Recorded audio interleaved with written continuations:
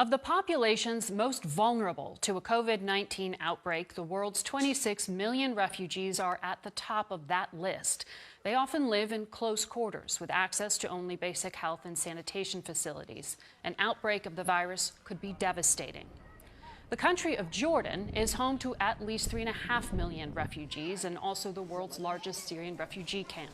We are joined now by the King of Jordan, His Majesty, King Abdullah II. Good morning to you, Your Majesty. Good morning, Margaret. Social distancing is next to impossible for refugees. How do you plan to limit the spread? Well, we acted quite early on, and that helped us flatten the curve quite well. We created, obviously, some tough measures in lockdown and quarantines that are over the whole country, although we're in the process of opening that up slightly. The challenge with refugees, obviously, they're about 20% of our population. The majority are not in refugee camps, so that is a challenge. But we treat every person inside of our borders, whether you're a Jordanian citizen or a refugee, in the same manner. Excessive testing has helped us figure out what our challenges are, but definitely a country with a 20% increase of its population through refugees, it's a major challenge as we go into the future. So given that not all refugees live in camps, what kind of sense do you have of the degree to which the virus has penetrated that community? Well, again, we do random and targeted testing throughout the whole country. Refugee camps, because obviously people are much closer together in living conditions, was something that we looked at earlier on. So there is a lot of testing. The lockdown on the quarantine has helped Jordan sort of flatten the curve quite quickly. The cases that we've had over the past week are under 10 people every day. We average 15, give or take, on a weekly basis.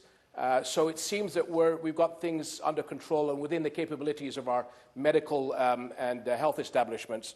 But again, there's always that question out there, is there a gap in society that you don't know of?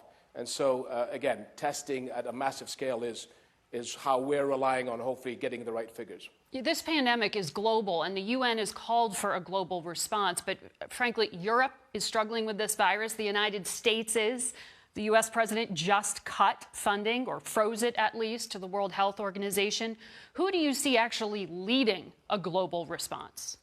Well, I think this is a challenge that took everybody by surprise by the impact and the magnitude of this pandemic.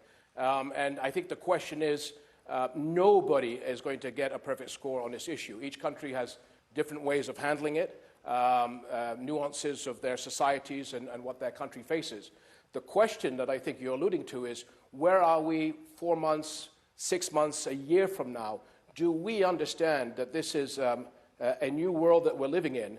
This is a disease, a virus that crosses borders. It's an invisible enemy.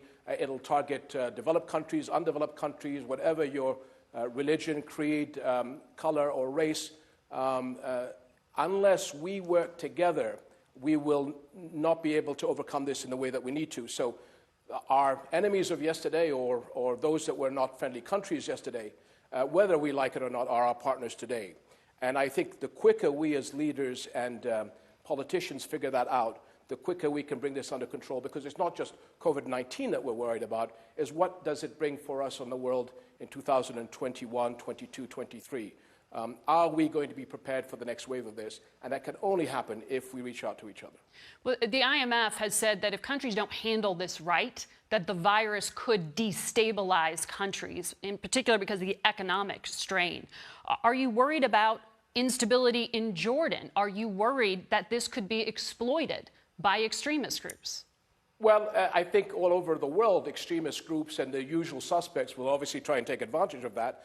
We, as a country that have come out of the regional shocks of wars with the massive surge of refugees that we've had, plus being a poor country on a very strict program with the IMF in trying to get the economy back and running, obviously this is a major concern. Having said that, we have seen areas of our society where actually we can be supporters for the region. But it's, I think, a challenge that all countries are facing of whether or not we get the economics right. So here's the risk. I mean, obviously, we are now slowly, gradually opening up, understanding that it could really move us back a couple of paces. But I think with this type of challenge, we've got to be very light on our feet. So mistakes, I keep saying, that are made yesterday, as long as we get them right today, and keep our institutions and our people flexible enough to be able to take on the challenges that we may not have foreseen tomorrow. Have you spoken to the president of China or asked him for help? No, I have not. I have been in touch with leaders around the world. At the beginning, Sheikh Mohammed bin Zayed, the leader and my dear friend in the United Arab Emirates, he got in touch with me and asked what could he do to help. And again, we had a problem with test kits. Jack Ma of Alibaba gave us 100,000 test kits that almost tripled our capability overnight. Many individuals and countries have helped us, as we have in turn been helping them. And this is, I think, the flavor I hope that people will get. I mean, to be really honest, Mother Nature gave us a big kick up the backside. And are we smart enough as a race and as a people to understand that we've got to get it right? And do we now serve humanity in the right way to be able to make sure that everybody is looked after? Because those that have not are going to suffer as much as those that have. And if we don't reach out to those that are in need, even though we may have limited resources, it is, at this stage, doing what's right to help all of us, because we're all in the same boat. Your Majesty, thank you for your time. Thank you very much, Margaret.